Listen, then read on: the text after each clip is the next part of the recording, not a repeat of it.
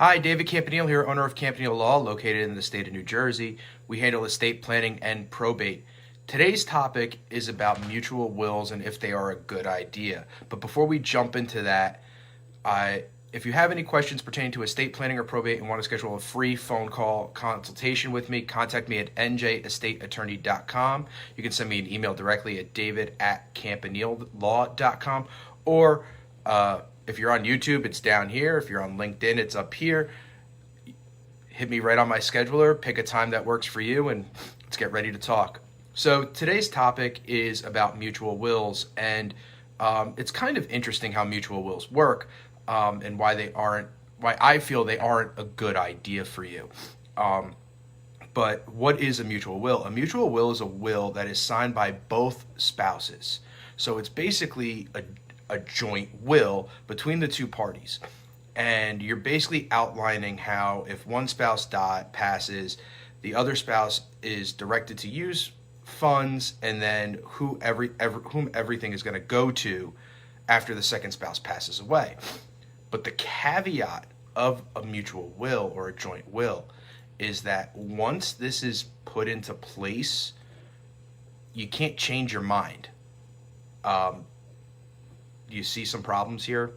So usually what happens here is we look at, there's no way to change your mind. These are almost impossible to revoke.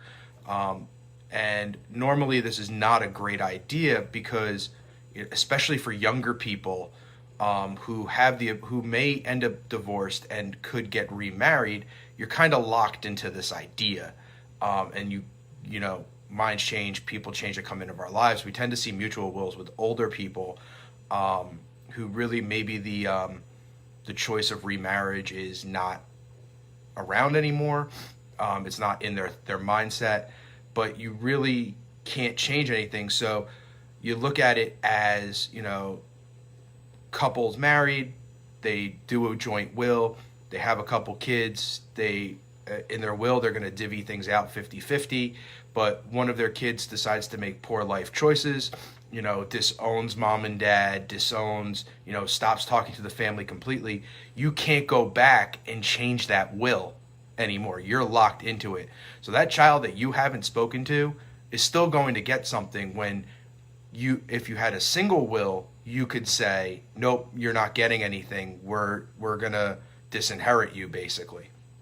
So people also think that this is the best way to protect their spouse and their children when there are other ways to do it.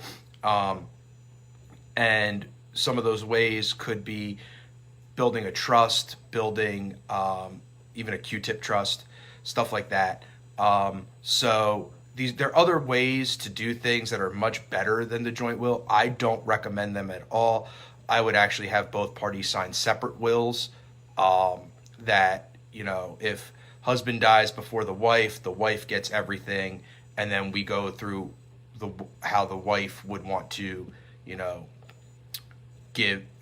bequeath everything, and then vice versa, kind of thing. Usually they tend to be a little similar in beneficiaries, but hopefully you have enough faith in the other person where they aren't going and burn through everything and leave nothing. But there are other ways outside of a mutual will that you can really get things done. But I hope you found this video informative. If you did, please hit the like button. If you know somebody who has questions pertaining to estate planning or probate, or may have questions pertaining to mutual wills, share this video with them. Tell them you were thinking about them.